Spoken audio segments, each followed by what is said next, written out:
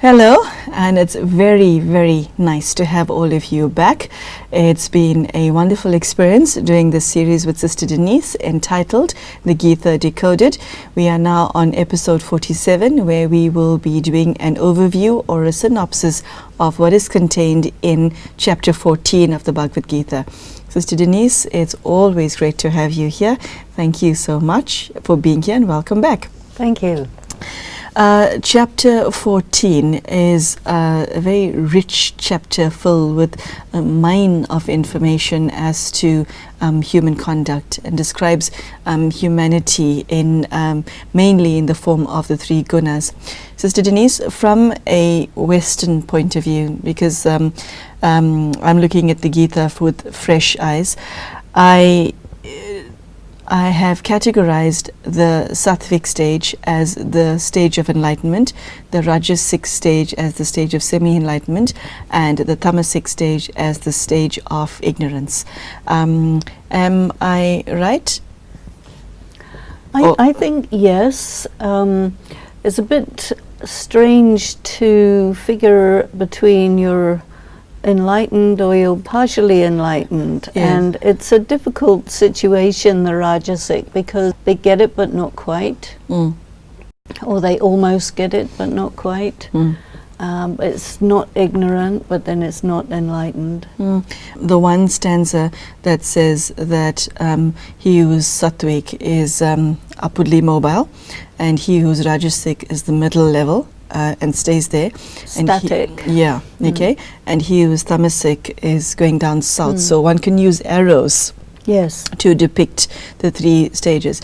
What is of interest to me is that all three states are not so much related to the birth one takes, but the actions one performs. There's that connection. Yeah, in fact, the kind of person you are, the personality type you are, the sort of karma you have, that is anyway going to indicate what sort of birth you take. And then you have your sanskaras. And of course, the yoga that you do is going to modify your sanskaras. So the one who is really pure is wanting to get purer. I think I feel a bit sympathetic for the stagnant ones, the Rajasic ones, because it seems like they're not getting anywhere, which is a pity.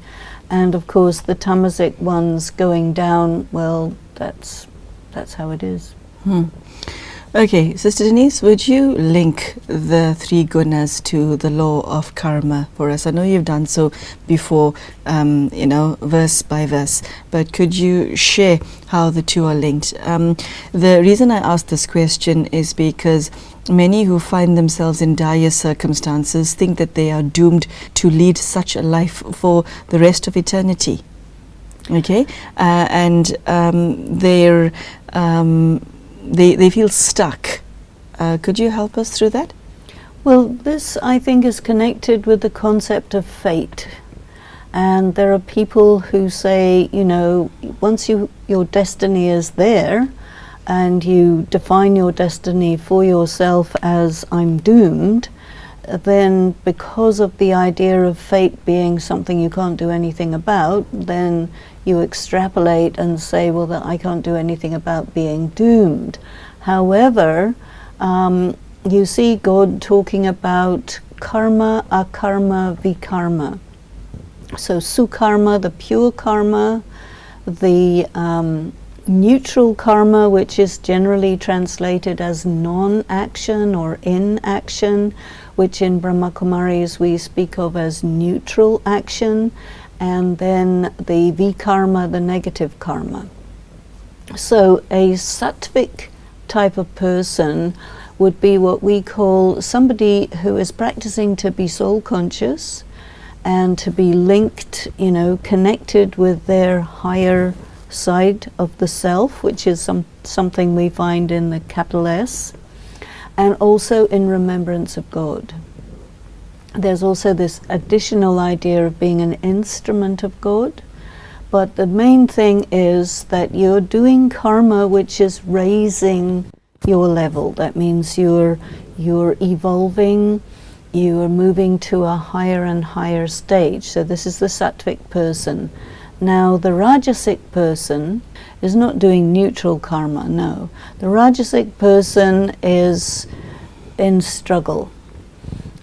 Sometimes soul conscious, sometimes body conscious, sometimes unable to be soul conscious, uncomfortable with being body conscious. It's a difficult situation, and you are stuck, you are static, you are stagnant, and such a person would be sometimes doing something good, sometimes dragged back by their sanskaras, a reactive type of karma. But then the tamasic person, they would be totally into hedonism, they would not care about anyone, they just, and you'll see this in later, the final books of the Gita, they're really defined in the 17th chapter as the demoniacal people, those who are totally motivated by desire, greed, passion, violence, all of this. Another thing that we can look at is that the sattvic person is very focused on their state of being and on doing very subtle action, creating a pure atmosphere, having good wishes, serving people with their being. And the rajasic person is more into action. So we may want to look at the idea of soul consciousness, action consciousness, and body consciousness for the three qualities.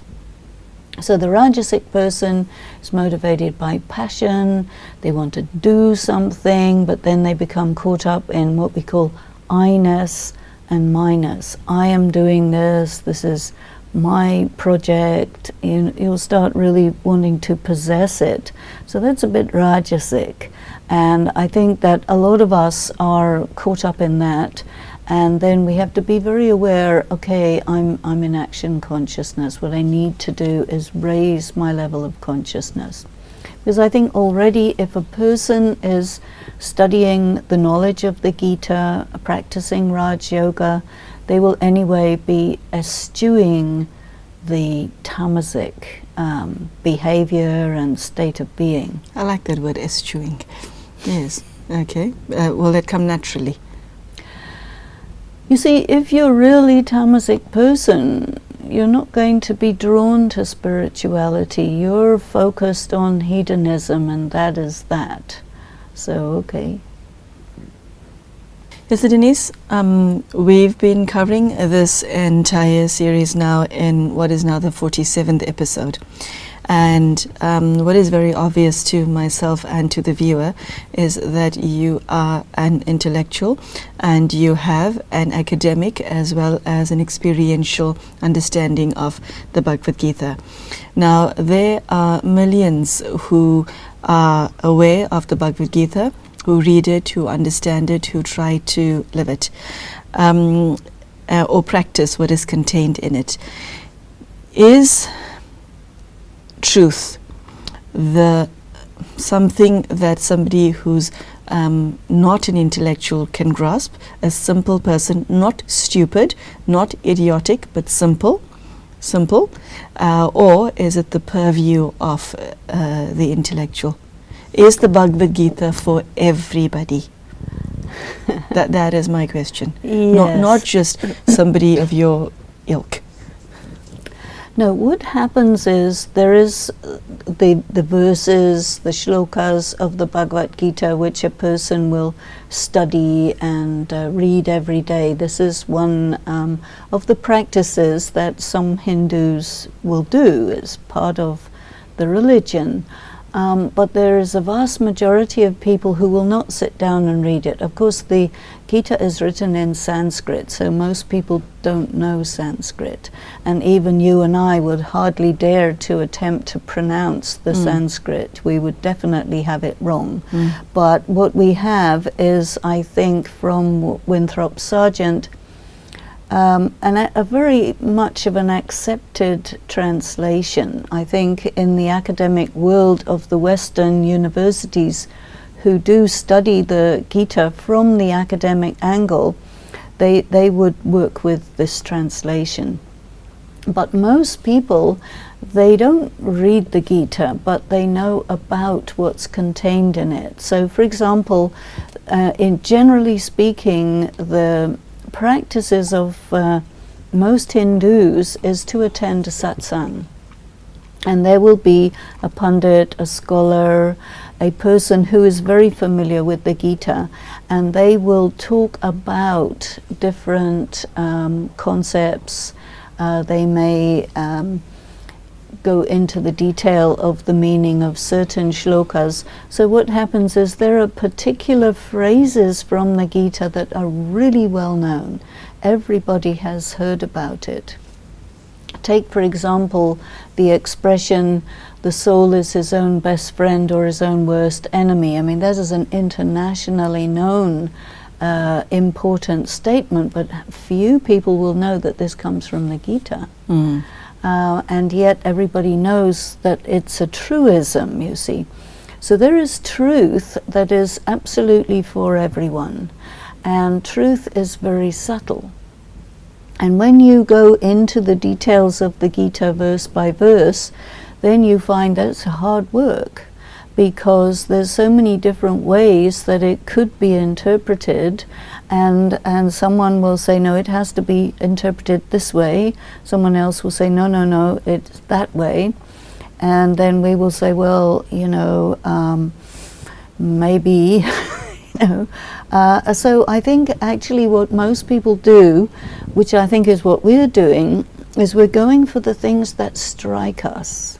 And we're going into the details of it.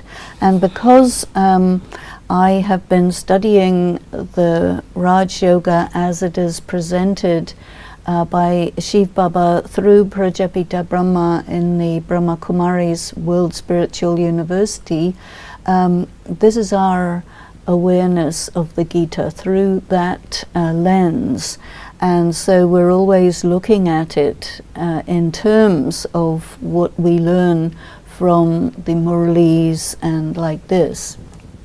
So what I'm trying to do, and I think most of my brothers and sisters are trying to do, is to understand the spirit of the Gita. And we talked earlier about the letter of the law and the spirit of the law. And the spirit of the Gita is really very, very subtle, deep truth that I am not this body, and we have to detach.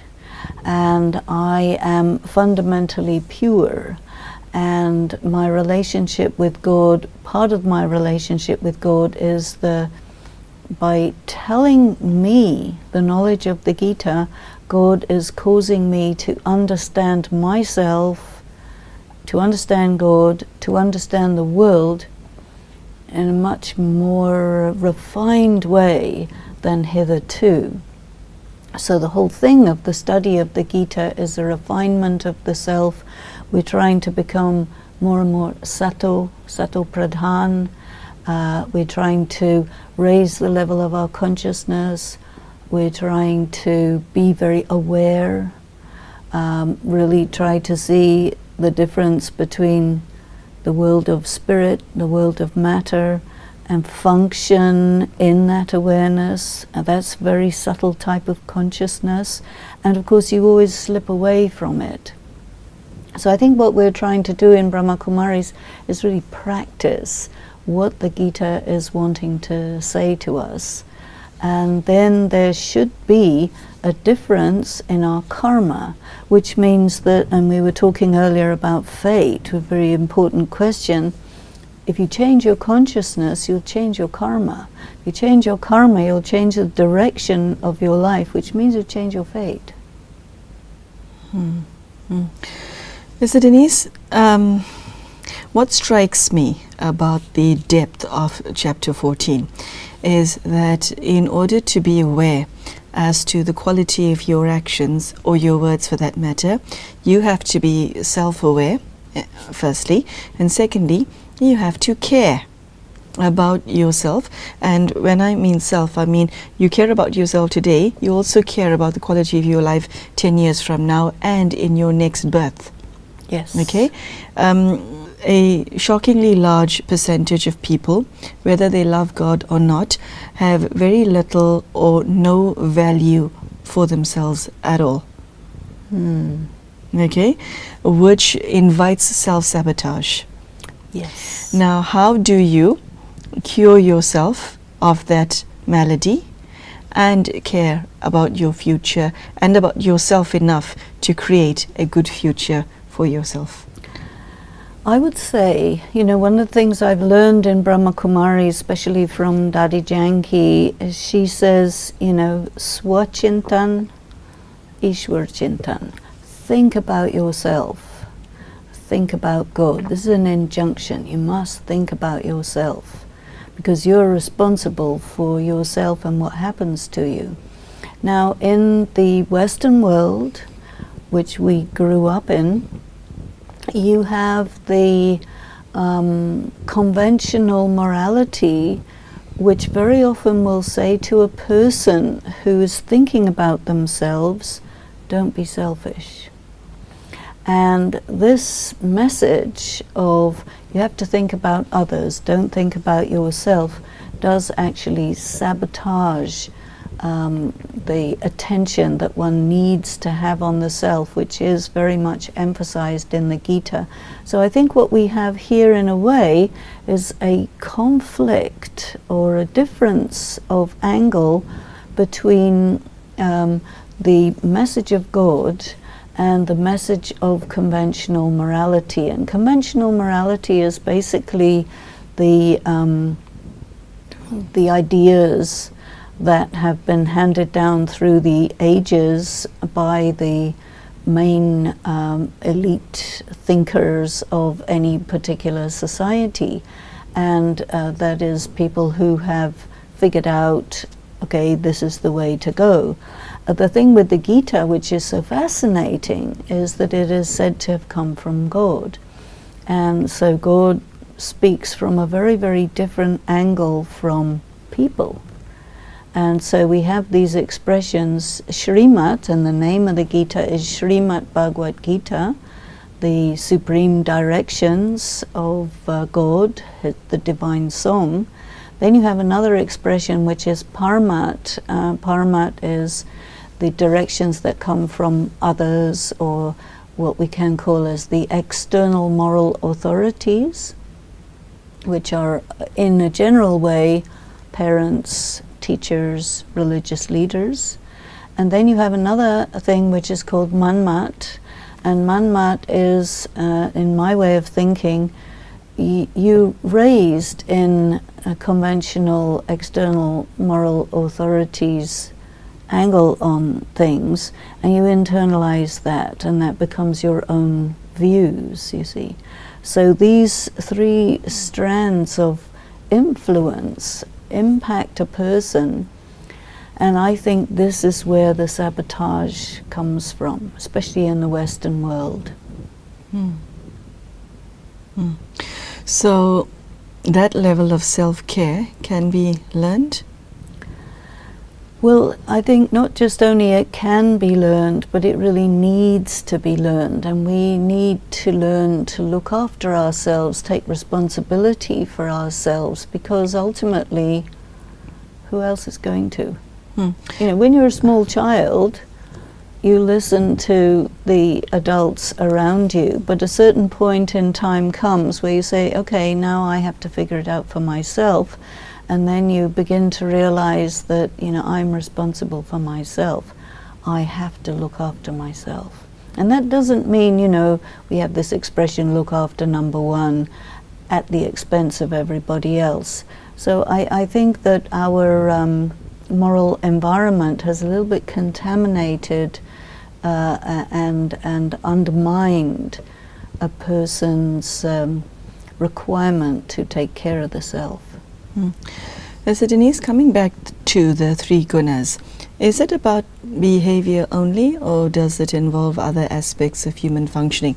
I'm thinking about, you mentioned earlier the word drishti. There's also your attitudes, there's your awareness, there's internal functioning, and then speech and conduct is on the outside. Now, does the 3 gunas cover just what's on the outside or inside as well? Definitely it covers the inside and the outside, and whatever happens on the outside is because of what's going on the inside anyway. Any action begins with a thought, and your thoughts arise from your interpretation of your sense perceptions on one level, but they're also connected with what comes up from your subconscious, from your ancient memories, your recent memories. So all of this is sato, rajo, or tamo. And so these 3 qualities permeate every aspect of existence. Even anything new will be called sato, anything a little bit old is rajo, and anything very old, decrepit, is tamo. So it has to do also not only with purity, impurity, but freshness and old age. Even food, you see, fresh food is called sato, not just fresh food, but vegetarian food, all this, and then tamo. And you'll see in later chapters of the Gita it goes into even the question of food. And Sister Denise, if one has to look at where one is in terms of the 3 gunas, then how does God fit into this picture? Does God only relate to the one who's sattvic, or does his vision also fall on the rajasic and the tamasic as well? Does he choose, or does your level choose how God relates to you, or is there any other criteria that's used for one's connection with God? Well, I think there are various criteria. On the one hand, God is reciprocal. So if you're approaching God from a very subtle angle, God will like that, because God is absolutely pure and called the purifier. But then you'll see in many verses of the Gita, God says, with sincerity, if you come to me, whether you're, pure, or even if you are the lowest of the low, but you come to me with sincerity, I'm right there for you. So you have the sort of the lawful God, but who's also very loveful, and who says, all you have to do is be real, be sincere, and I'm right there. And he is.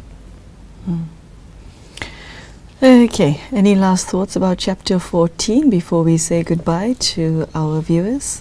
I think just to spend time with yourself at least once a day, and have a look at your day and see, what was the quality of my action, my feelings, my mentality through the day. Am I living life in a pure way, in a real way, in an authentic way, or am I just, under the influence of my hedonistic tendencies?